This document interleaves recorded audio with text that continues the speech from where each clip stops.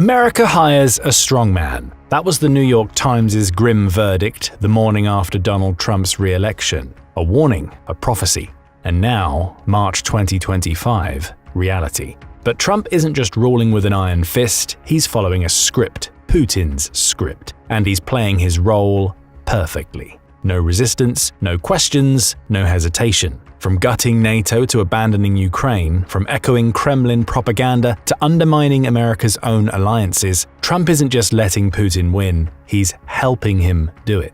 No one expected him to fall in line this fast or this hard. Here's how it happened and why America should be very, very worried. At first, there was hope. However misplaced, however naive, some believed Trump's second term wouldn't be as pro-Russian as feared. After all, his first term wasn't exactly a gift to the Kremlin.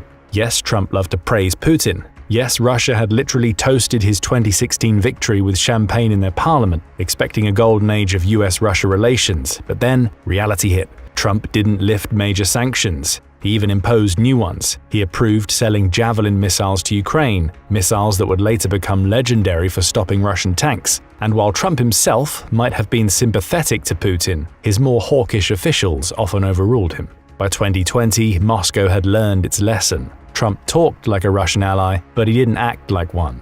So how did we get from that to Trump being called Putin's most useful idiot by General Sir Richard Shirreff, NATO's former Deputy Supreme Allied Commander Europe? Well, things are different this time. Much different. For one, Trump isn't just playing nice with Putin. He genuinely believes that backing Ukraine is a waste of American money. Over $69 billion in military aid down the drain. The only time he gave Ukraine the time of day was when he tried to get President Volodymyr Zelensky to sign away 50% of the country's mineral deposits that could be worth up to $26 trillion. Also, Trump thinks NATO allies are freeloaders. In 2014, only 3 NATO countries achieved the target of investing at least 2% of GDP in defense. In 2024, the situation was much better with 23 countries, but this number still doesn't include all NATO allies. That's why Trump believes America should stop footing the bill and let Europe handle its own problems. As simple as that. And then there's the personal factor. As analyst Ian Bremmer put it, Trump gets along with Putin personally, while Trump believes, correctly, that most European leaders neither like him nor respect him. That's a dangerous mix. Trump's foreign policy has always been driven by ego, and right now, his ego is telling him to side with the one leader who flatters him and turn his back on the allies who don't. And boy, did Putin get the memo. The flattery campaign started early, subtle at first, a little praise here, a calculated gesture there, then it escalated. Putin went on Russian state TV calling Trump a clever and pragmatic man, because nothing feeds Trump's ego like being called smart. He agreed with Trump that the war in Ukraine never would have happened if he'd been in office. He even parroted Trump's own delusions about the 2020 election, saying the crisis could have been avoided if they hadn't stolen the victory from him. And Trump, he ate it all up. But Putin didn't stop there. The Kremlin orchestrated the release of multiple American prisoners, including Mark Fogel, the American schoolteacher arrested in Russia back in 2021, as well as others held in Belarus, all while making it seem like Trump had something to do with it. Make Trump feel like the center of attention, make him believe he's the one calling the shots. Classic KGB playbook. Then came the ultimate stroke of flattery. Putin quoted Trump's own campaign slogan, "Common sense," to justify his approach to Ukraine. Trump instantly bragged about it. Putin's using my words. But that wasn't just flattery, that was bait, and Trump, predictably, lunged for it. Putin, KGB trained, manipulative, ruthless, is playing Trump like a fool, and Trump, desperate for approval, is letting him. He's even openly celebrating him, making decisions that play directly into Russia's hands. Political scientist Sasha DeVogel called it unthinkable, but here we are.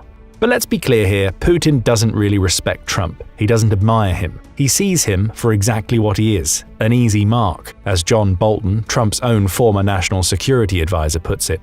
A man whose need for validation is so overwhelming, so predictable, that he can be steered like a puppet. And that's precisely what Hillary Clinton famously called Trump, Putin's puppet.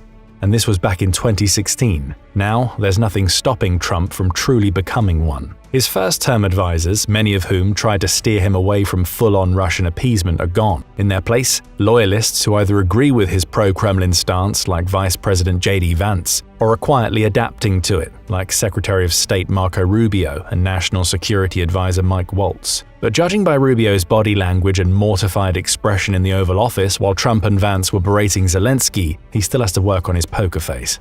Meanwhile, Trump's base has changed too. Pro-Russian, anti-Ukrainian sentiment has spread among his supporters, though 62% of them still don't agree with Trump that Zelensky was the one to start the war, according to a Reuters poll. This was just one of the many falsehoods Trump directed at Zelensky, but this one was particularly important. Why? Because it's something that Putin has claimed all along. It's one of his infamous talking points that no one's really buying, except Trump apparently. But this wasn't the only time Trump parroted Putin. He also called Zelensky a dictator without elections, calling into question Ukraine's democracy, another Kremlin classic. Never mind that Zelensky was actually elected with 73% of the votes back in 2019, unlike a certain Russian president who's been in power since the Clinton administration. Never mind that his approval rating is still around 67%, despite a 3-year war. And never mind that Ukraine's elections are on hold because Russia is actively bombing its cities. But Trump didn't stop there. After their disastrous Oval Office meeting, Trump practically launched a smear campaign against the Ukrainian president. He accused Zelensky of being ungrateful for US support, claiming he doesn't even want peace. It takes two to tango, he said, as if Ukraine and Russia were squabbling neighbors, not an invader and a victim. That sound you hear, that's Putin laughing all the way to Kyiv.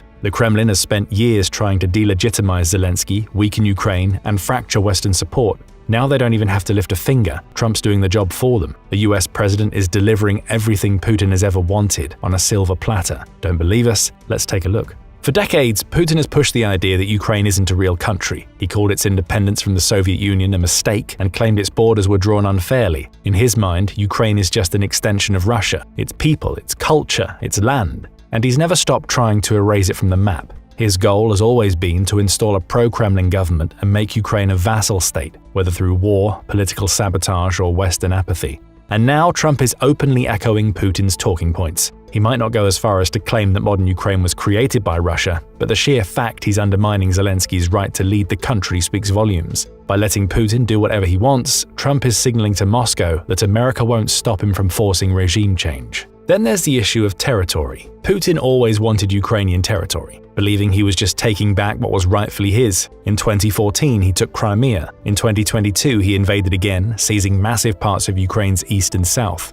Currently, roughly 18% of Ukraine is under Russian control. That's about 42,000 square miles. Putin's ultimate goal? Hold on to everything he's taken and then grab more when the West stops paying attention. And it looks like the first part is already covered. Trump's team has now openly abandoned the idea that Ukraine should reclaim all of its land. Trump's Defense Secretary Pete Hegseth declared that returning to Ukraine's pre-2014 borders is unrealistic. That's music to Putin's ears. Bolton summed it up best. The positions Defense Secretary Hegseth announced in Brussels constitute the terms of a settlement that could have been written in the Kremlin. Maybe they were. The US has effectively told Ukraine, "Keep what you stole, we won't stop you." Not only that, but we'll make it easier for you to keep stealing. How? By preventing Ukraine from joining NATO. This was always one of Putin's biggest fears, Ukraine becoming a NATO member.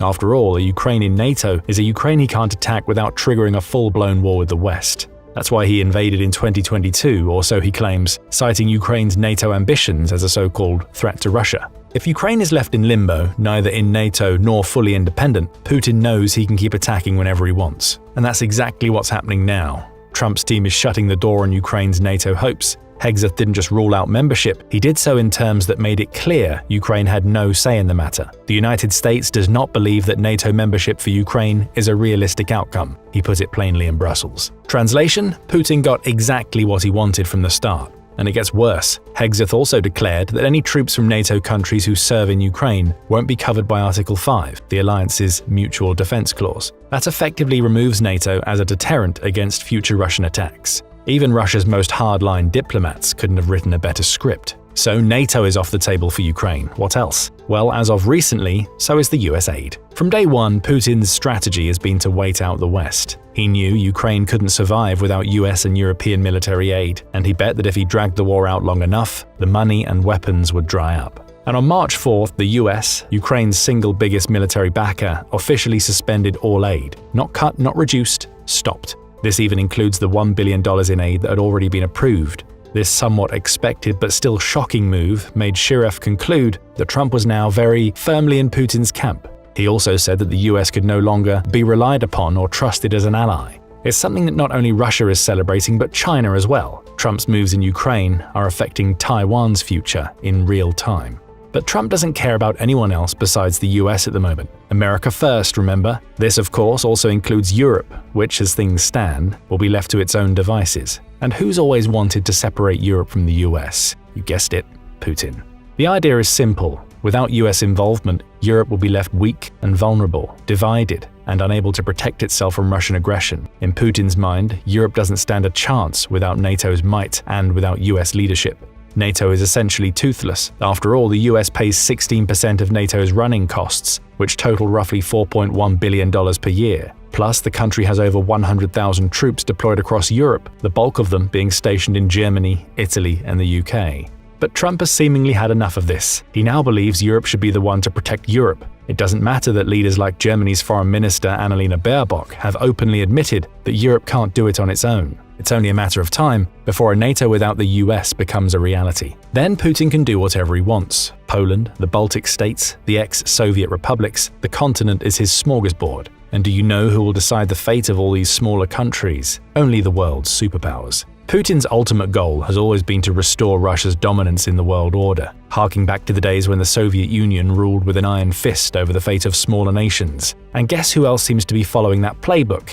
Yep, Trump. This has become obvious in how the Ukrainian peace talks are being handled. Putin wants it simple, just him and Trump at the table, deciding the fate of another country without any interference from weaker nations, Ukraine included. No one else gets a seat at the table, and Ukraine's security is now being haggled over in deals with Russia and Saudi Arabia, with no guarantee that Ukraine will get a say in the peace process. In this way, Ukraine becomes nothing more than a pawn on the table, a bargaining chip for the great powers to decide over. In this new world order, smaller nations will have to take what they're given, even if that's at the expense of their sovereignty. But for Putin's dream of a new world order to materialize, Russia must first be reintegrated into the global system, and that means lifting sanctions and restoring its place on the world stage.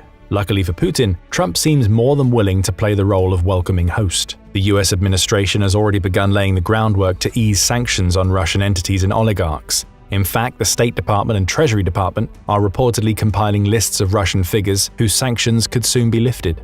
Also, Trump has made it clear that he loves the idea of Russia being welcomed back into the G7, effectively turning it back into the G8. If Trump succeeds, Russia will return to the exclusive club of the world's most powerful nations, signaling a dramatic shift in global dynamics. However, aligning openly with other authoritarian leaders is just one facet of autocratic rule, a path that Trump seems to be accelerating down with each passing day. This certainly isn't the only reason why many worry he could become Putin 2.0. Here are some actions taken by the US president that make us feel like we've seen this story play out before, in Russia. There's no sugarcoating it. Trump's moves are straight out of an authoritarian playbook. The Capitol attack pardons and the appointment of loyalists to key positions, classic strongman tactics like Putin's. His undermining of the rule of law and checks and balances, no accident. His actions are eerily similar to other authoritarian leaders as well, like Viktor Orban in Hungary. As Brendan Nyhan of Dartmouth College said, "It's almost embarrassing how crude it is." And he's right. Nyhan was just one out of over 800 political scientists who sent a letter to Trump warning him that he was undermining the rule of law and basic constitutional principle of checks and balances. But Trump isn't just centralizing power, he's obliterating the boundaries that have kept US democracy intact. He's purging the Justice Department, placing loyalists atop the FBI and military, and punishing media outlets that don't toe the line. He's testing presidential authority like never before, and the consequences for American democracy are staggering. Just like Putin's Russia, where the executive branch is designed to maintain total control, Trump is dismantling any opposition. Putin centralized power with his 2000 federal district reforms and 2020 constitutional amendments to stay in power until 2026. Like Putin, who manipulates Russia's electoral processes, Trump has waged an attack on election monitors and cyber agencies. Putin doesn't need pesky election overseers, and neither does Trump. By undermining agencies that safeguard elections and combat cyber threats, Trump is paving the way for a system where elections can be rigged and manipulated, just like in Russia. The parallels couldn't be clearer.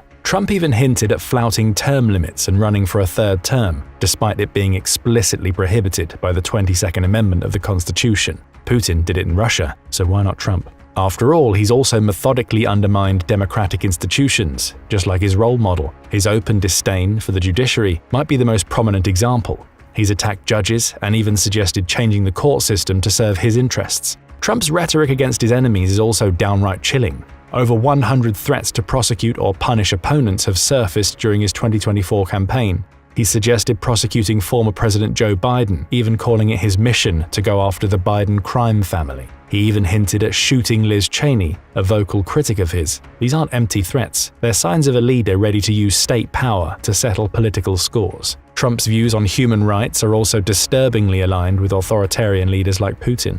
While Trump wraps his attacks in the guise of protecting traditional values, his actions signal a blatant disregard for vulnerable groups. Just like Putin, Trump has waged a campaign against transgender rights, framing them as societal threats. He's also seized opportunities to attack what he calls wokeness, echoing Putin's disdain for progressive movements. Trump's attacks on free speech and the media are another disturbing parallel to Putin's tactics. Trump targeted news organizations he saw as hostile, expelling outlets like CNN, The Washington Post, and NPR from Pentagon workspaces and replacing them with far-right publications like Newsmax and Breitbart. It's a classic authoritarian tactic: control the media by limiting access to critical reporters and elevating those who align with the regime's narrative. Trump's strategy mirrors Putin's approach in Russia, where independent media outlets have been shut down or forced into exile. Putin's government has passed laws that criminalize fake news, particularly about the military, leading to the imprisonment of journalists and activists. Similarly, Trump has openly criticized and sought to defund media outlets that challenge him. By expelling established outlets from the Pentagon and replacing them with favorable ones, Trump was creating a media landscape that no longer holds the powerful accountable.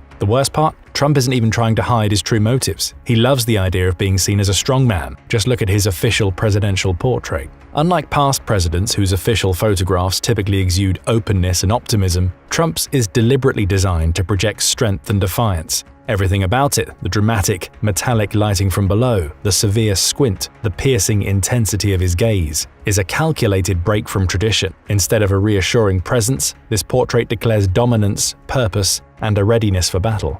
Art historians have likened Trump's expression to that of a 17th century painting by Salvatore Rosa, whose subject stares down the viewer with a look designed to silence dissent, holding an intimidatory sign that reads, "Keep silent unless your speech is better than silence." Similarly, Trump's portrait doesn't invite conversation. It warns against questioning his authority. This image, like his mugshot and the defiant blood-streaked photo from the assassination attempt, cements his identity as a political warrior rather than a conventional leader. Trump has fully embraced the persona of a strongman online too. His rhetoric like, "We are the federal law," and sharing an image of himself crowned with the phrase, "Long live the king," signals his desire to hold all the power, just like Putin. He's positioning himself as a leader above the law. The key questions are, how far will Trump go in his pursuit of absolute authority, and will the American political system survive this challenge to its core principles? Let us know what you think in the comments section below. While you're there, do let us know what you think of this blossoming Putin-Trump alliance. Do you agree with Senator Bernie Sanders, who equates it with abandoning the US allies, supporting authoritarianism, and undermining democratic traditions? We're looking forward to reading all your comments.